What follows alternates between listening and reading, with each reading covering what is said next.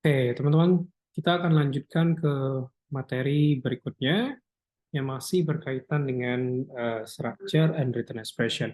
Jadi, di video-video pertama ini saya akan fokus kepada structure and written expression, structure ya. Kita akan fokus ke menjawab soal-soal structure. Saya akan memberikan beberapa skill yang teman-teman nanti bisa gunakan dalam memudahkan dalam menjawab soal-soal structure. Jadi structure itu seperti yang sudah saya jelaskan di video yang pertama, itu ada 15 soal ya. Soal nomor 1 sampai soal nomor 15.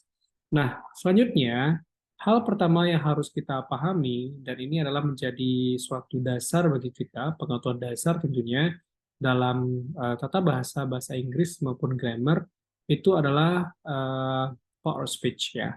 Jadi power speech ini adalah pengetahuan dasar yang harus dimiliki oleh kita dalam mengerjakan soal-soal structure maupun soal-soal written expression. Jadi mungkin materi-materi ini sudah pernah teman-teman pelajari waktu SMP atau SD atau SMA gitu ya. Ini adalah sangat dasar sekali dalam bahasa Inggris. Power speech atau kita bisa sebut juga sebagai kelas kata. Jadi dalam bahasa, seluruh bahasa di dunia gitu ya, baik bahasa Indonesia, bahasa Inggris, bahasa Perancis, bahasa Arab ya, bahasa apapun tentunya memiliki kategori kata. Bahwa setiap kata itu memiliki kategorinya gitu ya. Nah, di sini di bahasa Inggris sebenarnya sumber yang berbeda juga memberikan apa ya informasi yang berbeda. Ini mungkin mencakup semuanya ya. Nah, power speech itu ada 8 ya, 8 power speech atau 8 kelas kata dalam bahasa Inggris, tapi hanya 7 yang kita perlukan dalam nantinya kita menjawab soal-soal dalam structure maupun written expression.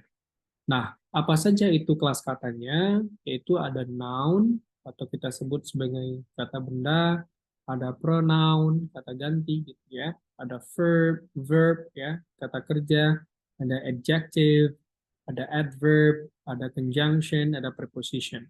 Nah, ini adalah 7 eh, kelas kata yang harus kita kuasai terlebih dahulu supaya kita bisa menjawab soal-soal structure maupun written expression.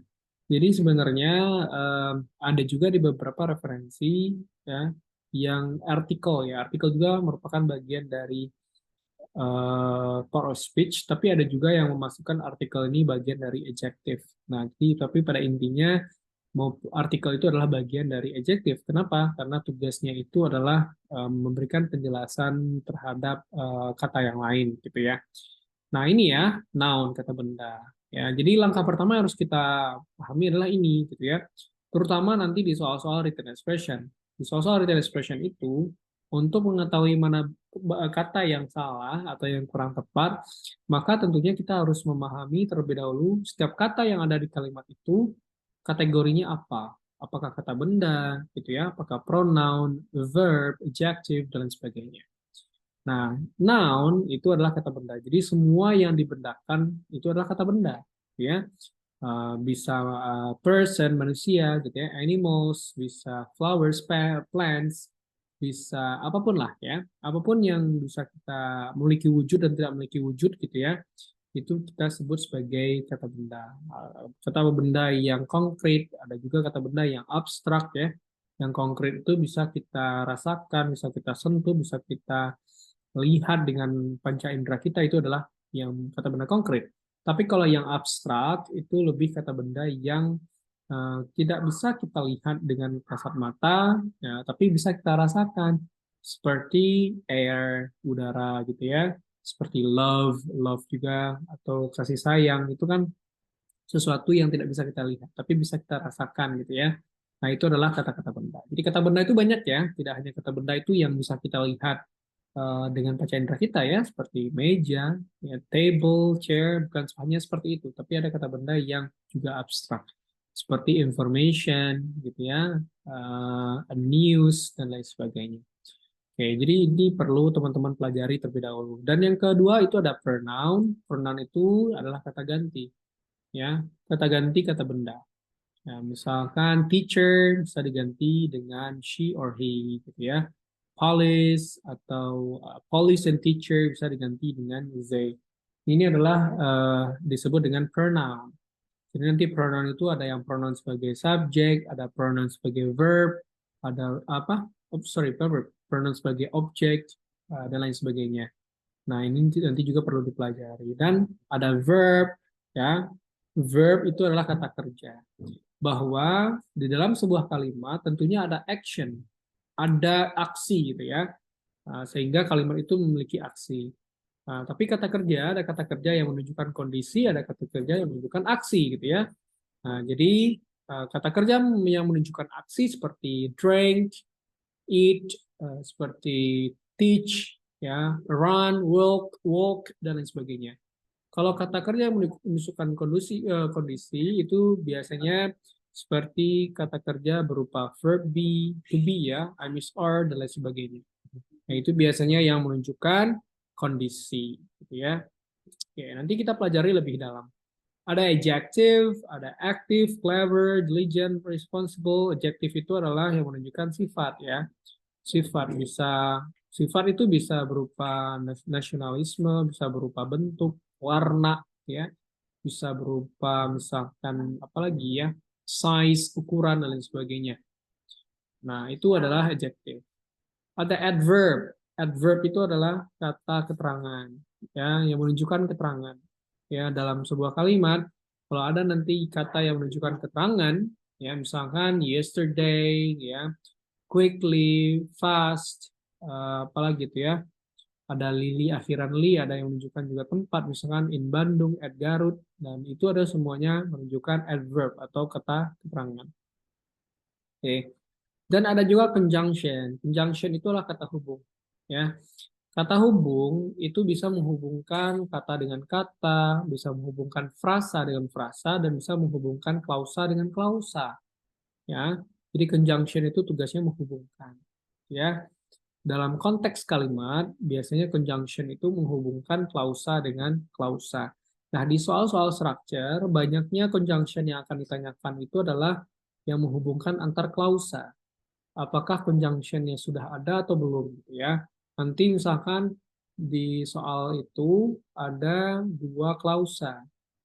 Maka kalau terdiri dari dua klausa, maka untuk menghubungkan dua klausa tersebut, maka harus ada conjunctionnya ya, seperti because, and, but, or, dan lain sebagainya. Dan yang terakhir itu adalah preposition. Preposition juga sering ditanyakan ya, everyone. Preposition itu adalah kata depan. Ya, kata depan tuh banyak banget ya, banyak sekali. Jadi teman-teman harus secara independen, harus secara mandiri itu ngecek, pelajari secara mandiri gitu ya. Kan kalau kita mahasiswa itu ya berarti kita harus menambah sendiri ya, tidak hanya mendapatkan informasi atau pengetahuan dari dosen sebagai resource of knowledge, tapi juga teman-teman juga harus cari-cari sendiri ya untuk menambah pemahaman. Nah, preposition itu seperti in, at, on, gitu ya, about, with, of, dan lain sebagainya. Itu adalah preposition. Nah, setelah kita mengenali setiap kategori kata dalam dalam bahasa Inggris gitu ya, maka itu akan memudahkan kita untuk mengetahui apa yang dibutuhkan oleh soal, ya, apa yang dibutuhkan oleh soal. Karena yang susah itu adalah untuk menemukan yang dibutuhkan oleh soal itu apa. Nah, itu rata-rata yang kita tidak tahu gitu ya. Kenapa kita tidak tahu? Karena kita belum bisa menganalisis kelas kata yang ada di setiap kalimatnya. Oke, sekarang kita lihat ya contoh. Nih, sekarang coba kita analisis nih ya. Ini ada beberapa contoh kalimat nih, ya. Coba teman-teman analisis dari setiap bisa di pause videonya. Coba teman-teman analisis setiap kata yang ada di kalimat tersebut. Jadi berikan label.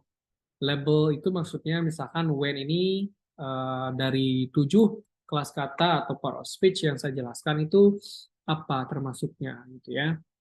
Nah, nanti silahkan di pause dan nanti bisa dilihat penjelasan dari saya. Nah, kalau kita perhatikan ya beberapa kalimat contoh yang ada di sini, kita coba analisis setiap kata yang ada di kalimat tersebut dengan menentukan part of speech-nya. Nah, when ini kelas katanya apa? Nah, di sini when itu kelas katanya adalah conjunction. Berarti kalau conjunction kita labeli sebagai C ya, C aja. Oh, ini adalah conjunction. You ini adalah pronoun, gitu kan? Place ini adalah verb, games ini adalah noun, of ini adalah preposition, prep tersingkat dengan prep ya. Oke. Okay. Chess ini adalah noun, you ini adalah pronoun, gitu ya. Use verb, the ini adalah article, ya kita sebut dengan article karena itu bagian dari adjective, tapi nama lainnya itu adalah article everyone, ya, atau determiner. Left itu adalah adjective, ya, adjective. Side itu noun, ini of ini preposition, ya. Your ini adalah pronoun, nah, dan brain itu adalah noun. Nah, kalau kita udah bisa menentukan bagian apa kelas kata dari setiap kata yang ada di kalimat ini, maka itu sangat memudahkan kita dalam menentukan mana yang apa ya, yang kurang tepat di soal-soal written expression atau mana yang mungkin yang dibutuhkan oleh soal-soal structure. Nah, oke, selanjutnya ada the, ini adalah artikel. Nah, the, a, an, gitu ya, dan the ini ya, sorry. Ini kita sebut sebagai artikel, everyone. Artikel, gitu ya. Artikel. Ini the artikel, ini pronoun, gitu ya. Feel verb, pain ini adalah adjective, ya. Sakitan, sakit itu kan adjective ya. When ini conjunction, ini adalah pronoun, have ini adalah verb, ya. Ini tadi determiner atau adjective, sorry. Adjective, dan headache itu adalah noun. Nah, jadi ini adalah latihan-latihan yang harus teman-teman lakukan ya supaya dalam menjawab soal-soal structure dan written expression itu lebih gampang gitu ya. Kalau hal ini belum dikuasai, maka bisa kita katakan akan sedikit kesulitan dalam memilih atau menganalisis soal-soal yang ada di structure dan written expression. Ini adalah pengetahuan pertama yang harus teman-teman miliki. Itu adalah menentukan kelas kata dari setiap kata yang ada di dalam kalimat. Ya, saya berikan contoh yang lain seperti ini. Intelligent. Intelligent ini adalah noun. Ya, is ini verb. The ini article. Ability itu noun. To itu preposition. Ya, use itu adalah kelas katanya verb. Verb ya. Sound itu noun. And itu conjunction. Knowledge itu noun. Ya. To itu preposition. Understand itu verb, thanks itu noun, and itu adalah conjunction, solve itu adalah verb, and problems itu adalah noun. Nah, ini adalah contoh-contoh yang saya berikan dalam latihan menentukan part speech. Ya. Oke, nanti teman-teman bisa nih, coba nih ya, coba teman-teman kerjakan nih yang dua kalimat ini. Coba nanti berikan komen ya di bawah. Kira-kira mana yang analisis yang teman-teman berikan. Ya, coba berikan di komen, kolom komentar, nanti ditentukan line ini apa, nanti saya cek nih. Oke, selanjutnya ini kita lewat. Nah, sekarang kita masuk ke structure section. Jadi ada beberapa strategi, skills yang harus teman-teman miliki dalam menjawab soal-soal structure. Bisa saya katakan soal structure itu adalah soal yang paling mudah sebenarnya. Kenapa? Karena sudah ada caranya gitu ya, cara menjawabnya. Dengan memahami skill yang saya akan ajarkan ini, menurut saya itu teman-teman akan lebih mudah nanti dalam menjawab soal-soal structure. Oke, apa itu? Kita masuk ke skill yang pertama. Nah, skill yang pertama, everyone, itu adalah, saya geser dulu sini ya. Ya, skill yang pertama itu adalah be sure the sentence has a subject and a verb. Nah, tadi kan saya sudah jelaskan di video sebelumnya bahwa dalam sebuah kalimat ya disebut kalimat itu kalau minimal ada subjek, ada verb, ya. Kalimat dikatakan sebagai kalimat kalau minimal memiliki satu subjek dan satu verb. Nah, Hal tersebut harus teman-teman validasi di soal. Apakah subjeknya sudah ada atau verbnya sudah ada, gitu ya. Kalau subjeknya belum ada, berarti subjek yang kita butuhkan. Kalau verbnya tidak ada, berarti verb yang kita butuhkan, gitu ya. Nah, hal tersebut itu adalah menjadi landasan utama dalam kita menganalisis soal-soal structure.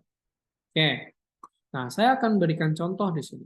Ya, ini yang sering keluar di soal structure, yaitu menentukan subjek dan verb.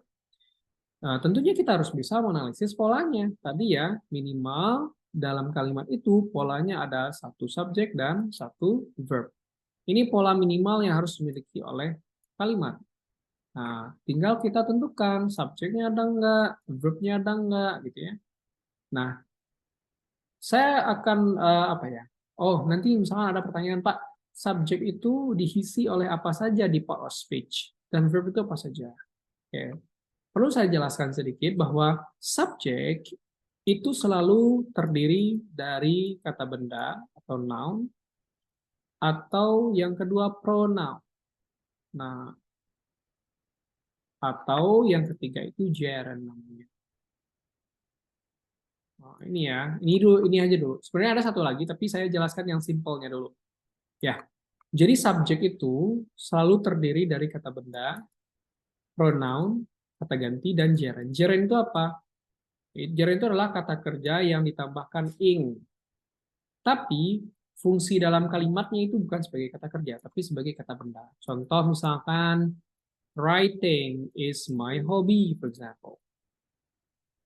Writing is my hobby. Nah, kalau kita analisis per kata, maka writing ini adalah verb. Ya, writing ini adalah verb. Tapi karena posisinya di depan, ya, sebagai di awal kalimat, maka writing ini sebenarnya bukan verb dia, tapi ini berubah menjadi noun. Nah, ini disebut dengan gerund istilahnya ya. Nah, gerund. Ya, nanti akan saya jelaskan kenapa ini gerund.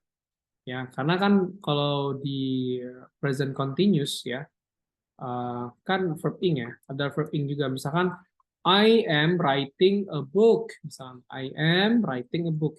Nah, writing itu bisa menjadi kata kerja kalau diawali oleh verb be, atau kalau teman-teman kenalnya to be gitu ya.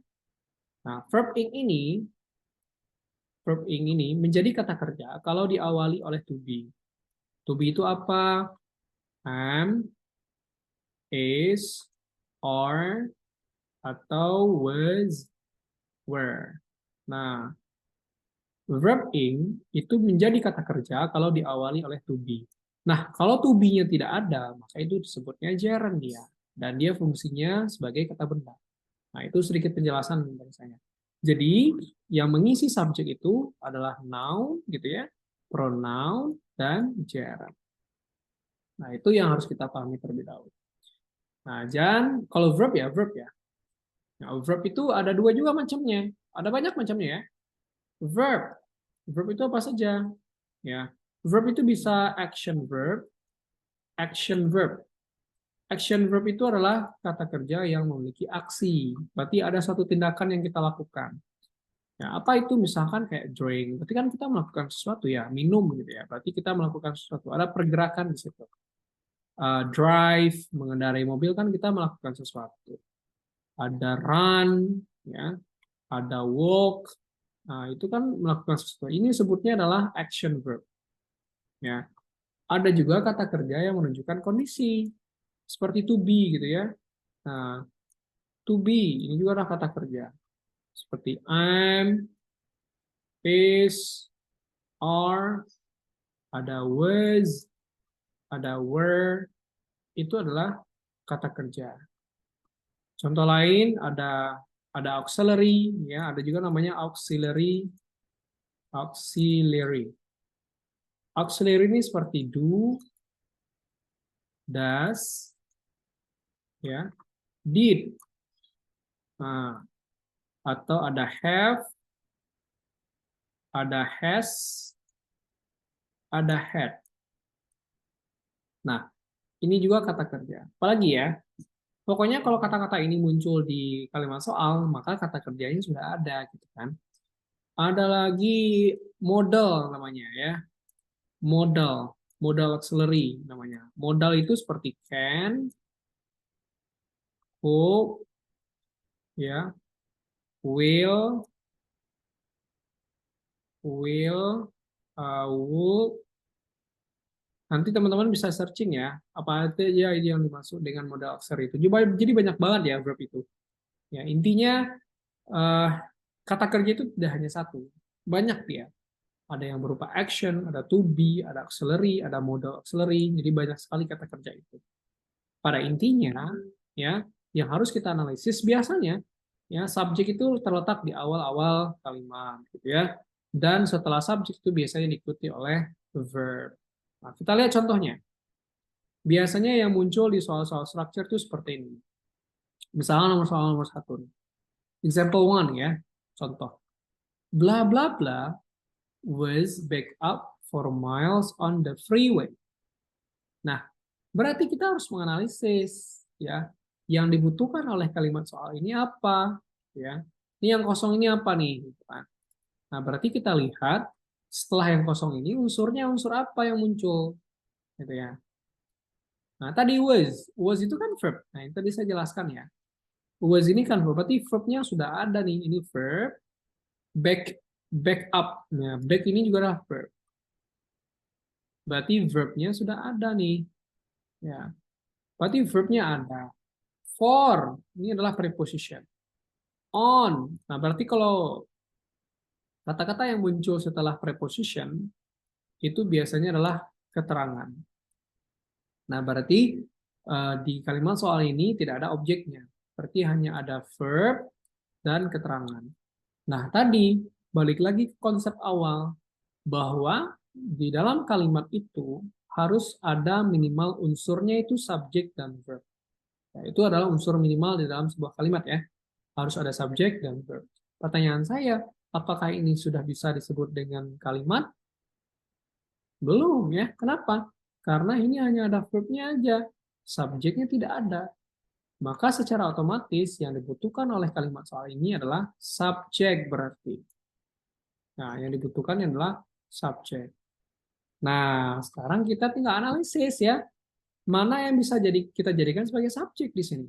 Tadi ya, bahwa subjek itu harus berupa kata benda, pronoun, dan gerund. Hanya tiga ini aja. Ada sebenarnya ada satu lagi ya, tapi nantilah kita bahas lagi untuk sesi berikutnya. Tapi yang paling utama, yang paling sederhana itu ada tiga ini. Ada noun, ada pronoun, ada gerund. Nah, sekarang tinggal kita analisis tuh pilihan jawabannya. Di A, apakah yesterday ini adalah noun, pronoun, atau gerund? Ya, berarti bukan dong ya. Yesterday itu kategori katanya adalah adverb. Tuh, ya. Berarti bukan yang A berarti ya. Yang B, in the morning. Nah, in itu adalah preposition. Apakah preposition bisa menjadi subjek? Ya tidak ya. Karena kan tadi subjek itu noun, pronoun, gerund. Nah, maka yang B juga kurang tepat. Sekarang yang C, traffic. Traffic itu adalah noun. Berarti yang C bisa. Yang D, cars, mobil. Mobil juga ada kata benda. Nah, berarti C dan D itu kemungkinan adalah jawabannya.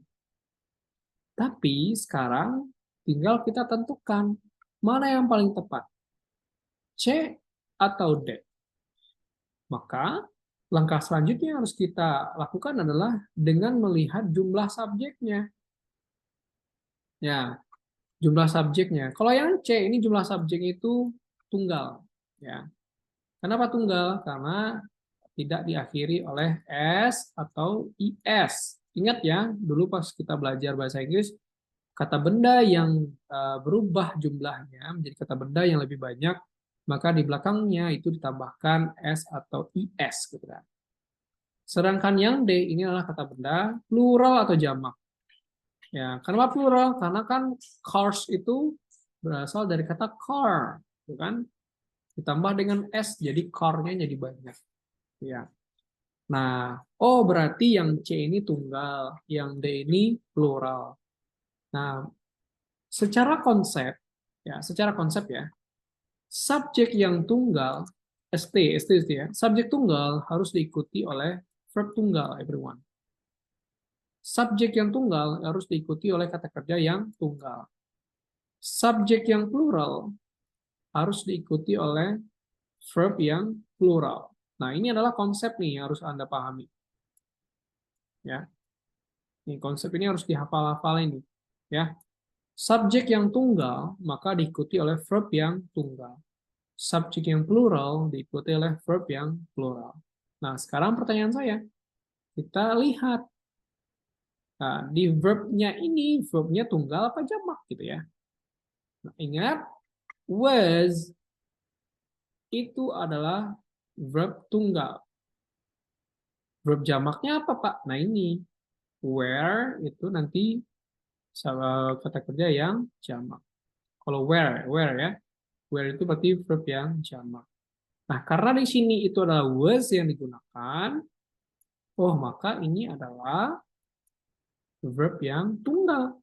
Berarti karena verbnya tunggal, berarti butuh subjek yang tunggal. Berarti subjek yang tunggal adalah yang C berarti jawaban. Nah, itu adalah konsep ya. Jadi memang kenapa materi-materi structure itu berat? Karena banyak sekali berkaitan dengan pengetahuan tata bahasa kita. Tema agak kompleks ya, makanya perlu diulang-ulang terus ya. Perlu diulang-ulang, perlu dipelajari terus ya, supaya lebih paham lagi. Nah, itu contoh yang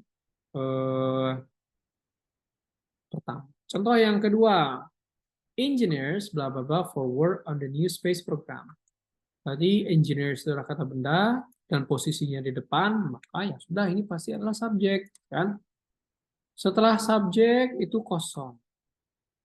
Tapi setelah yang kosong itu diikuti oleh preposisi. Maka kalau preposisi ini berarti ini adalah sudah pasti keterangan berarti kan. Tadi kan ya, kalau diawali oleh preposisi, maka setelahnya itu adalah keterangan. Oh, berarti subjek sudah ada, keterangan berarti objek ada nih.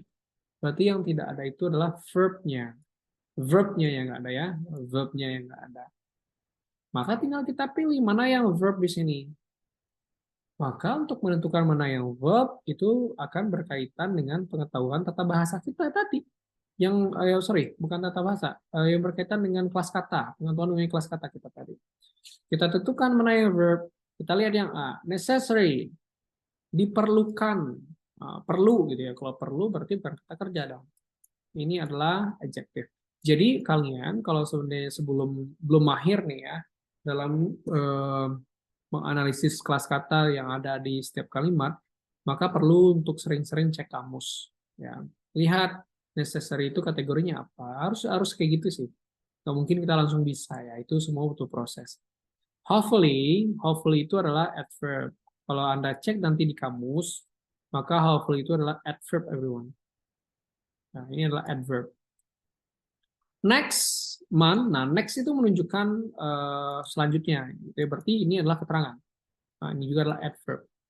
Nah, berarti yang A ini adjective, yang C ini adverb, yang D ini adverb. Maka satu-satunya yang verb itu adalah yang B. Karena are, needed, itu adalah verb. Maka jawabannya adalah yang B. Ya. Yang nomor 3. Sama nih ya. The boy, karena boy itu adalah noun, maka ini adalah subjek. Ya. Bla bla bla, going to the movie with the friends. Bla bla bla. Nah, ada nih verbnya going gitu kan. To the movie. Nah, ini to itu kan preposition. Karena diawali oleh preposition, maka setelah preposition itu sudah pasti keterangan ya. Ini adalah pasti keterangan. Sorry. Aduh. Oke, sorry. Nah, tadi sudah saya jelaskan gitu ya. Kalau going itu kan dari kata go ya, everyone.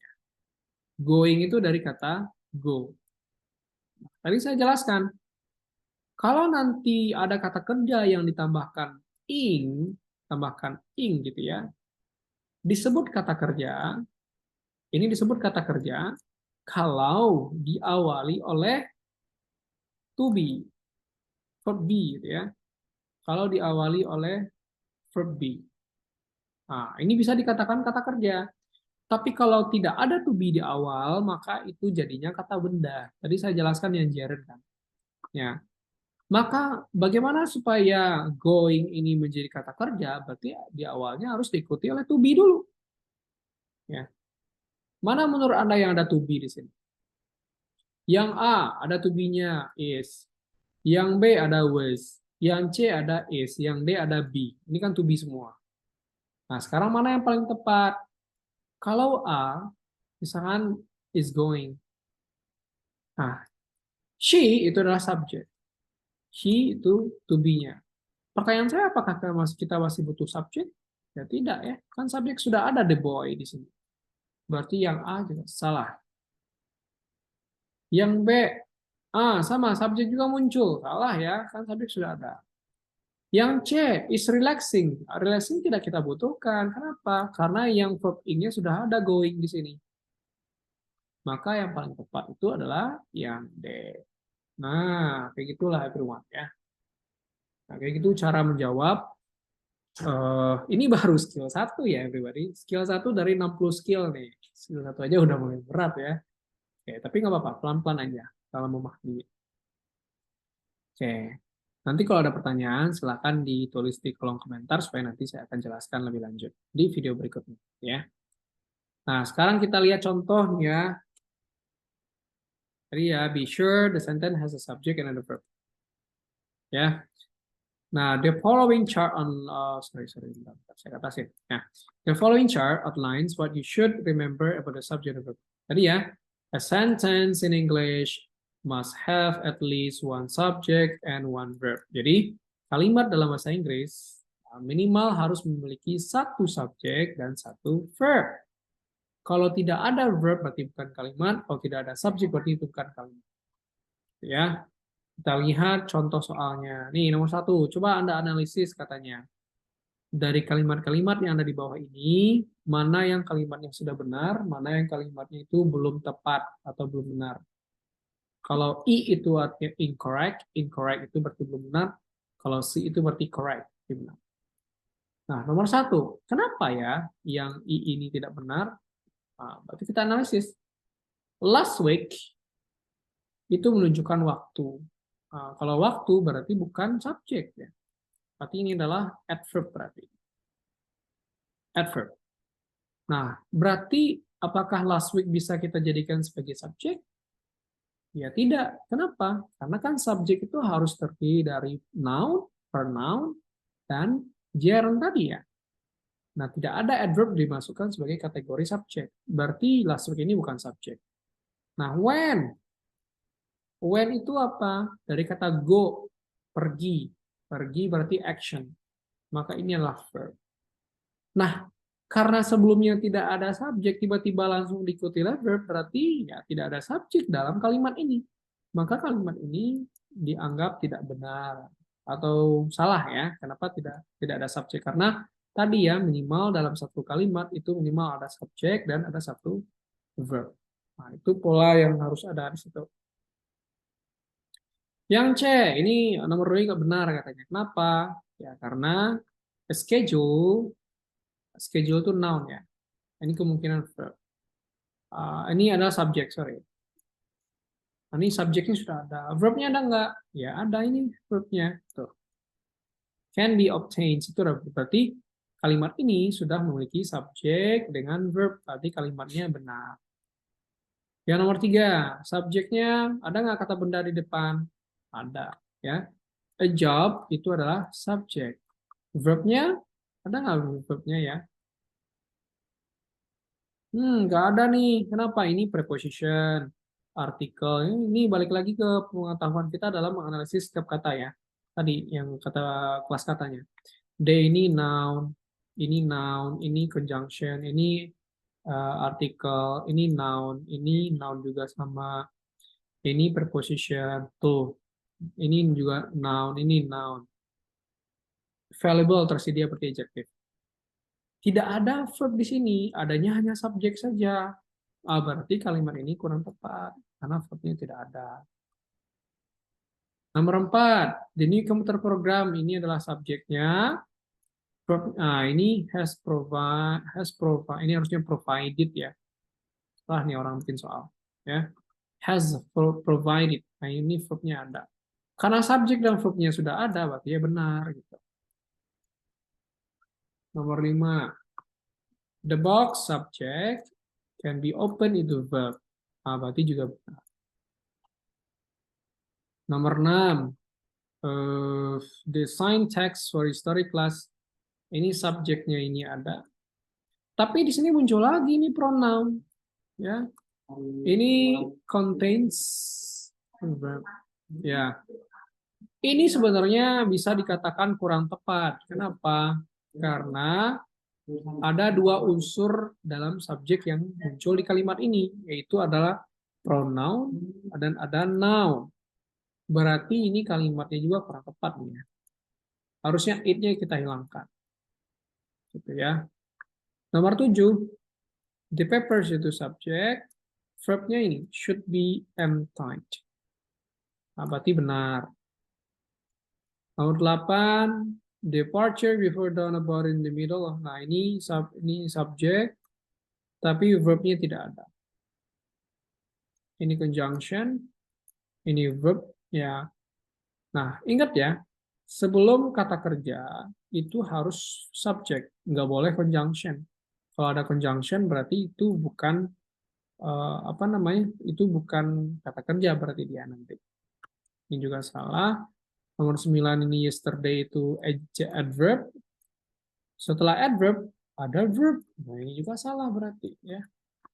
Nomor 10 ini the new mission subject itu adalah verb. Subjek verb ada, berarti benar. Nah, jadi itu langkah awal yang harus teman-teman lakukan dalam menganalisis soal-soal structure maupun nanti written expression ya. Tapi ini lebih berkaitan ke soal structure. Jadi yang sering ditanyakan di soal structure itu adalah tentang kehadiran subjek dengan verb.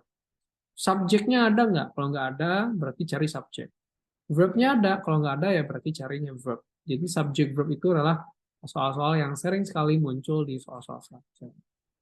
Oke, teman-teman semuanya, kita untuk video kali ini cukup sekian. Nanti kita akan lanjut ke pembahasan berikutnya itu mengenai skill 2. Oke, mudah-mudahan bermanfaat.